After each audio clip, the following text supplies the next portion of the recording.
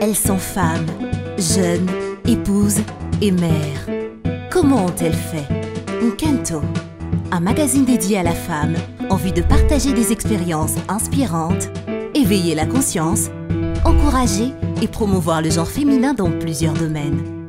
Nkento, nos étoiles brillantes.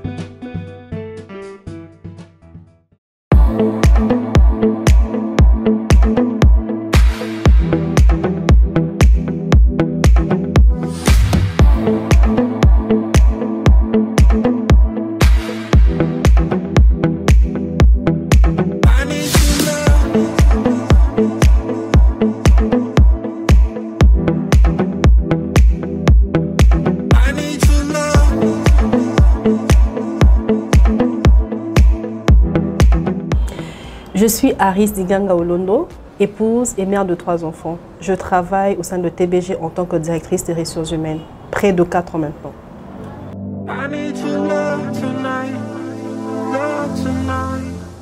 Ma mission au sein de TBG, c'est la gestion administrative du personnel. Je gère également la paye, le recrutement, mais également je fais le lien entre la direction et les collaborateurs. Mon défi est celui d'identifier les qualités du personnel, les développer, les mettre en exergue, mais aussi les positionner correctement au sein de l'entreprise pour qu'ils apportent une valeur ajoutée.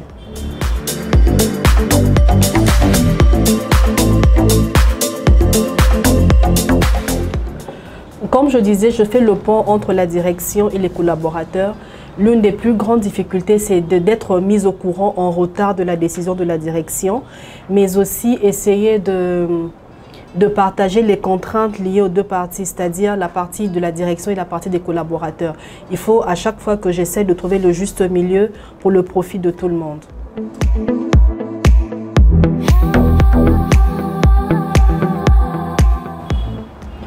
Je pense que la vie des autres sur soi, ça compte également, mais aussi l'entourage dans lequel on évolue, mais aussi cette estime de soi que la plupart des personnes, principalement les femmes, manquent. Et par-dessus tout, je pense que la formation aussi, c'est un défi pour les femmes afin d'exercer dans le monde séculier. D'où il est important pour les femmes de se former. Et aussi de ne pas écouter son entourage, mais de faire c'est pourquoi on se sent utile au sein de la société.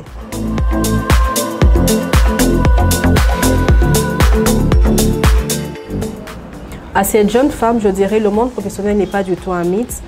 En chacune d'entre nous, nous avons cette capacité de créer. On peut ou ne pas être employé quelque part, mais on peut être professionnel avec le don que nous avons, avec le talent que nous avons, nous pouvons créer de l'emploi. Donc je dirais à toutes ces femmes qui se sentent limitées ou qui se sentent incapables d'exercer un métier que ça ne vaut pas la peine. Il faut oser, il faut essayer et je pense que ça réussira.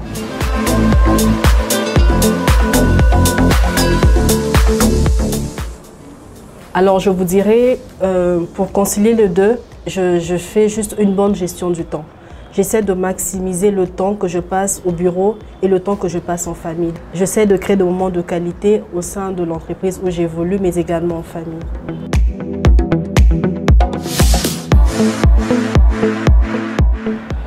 Je pense que l'émancipation de la femme, jadis, était mal connue, mais avec le temps, nous avons pu comprendre que l'émancipation n'est pas seulement réclamer les droits, mais également travailler, faire en même temps le travail d'homme, mais en étant femme.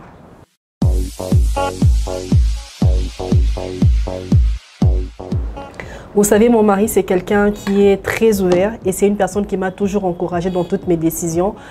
Devenir directrice des ressources humaines, ça ne l'a jamais dérangé. Par contre, il se disait que j'avais déjà cette qualité en moi, pouvoir écouter les humains, et ça serait juste un boost pour moi. Donc, il m'a encouragée dans cette direction.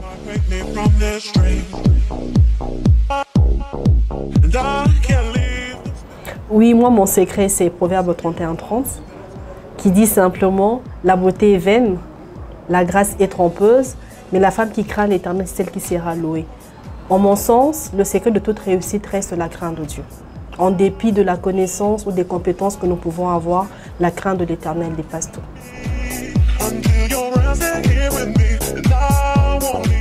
J'avoue que le concept Kinto, quand je l'ai entendu, ça m'a rappelé ma province, parce que je suis du Congo central, et Kinto chez moi, ça veut dire femme.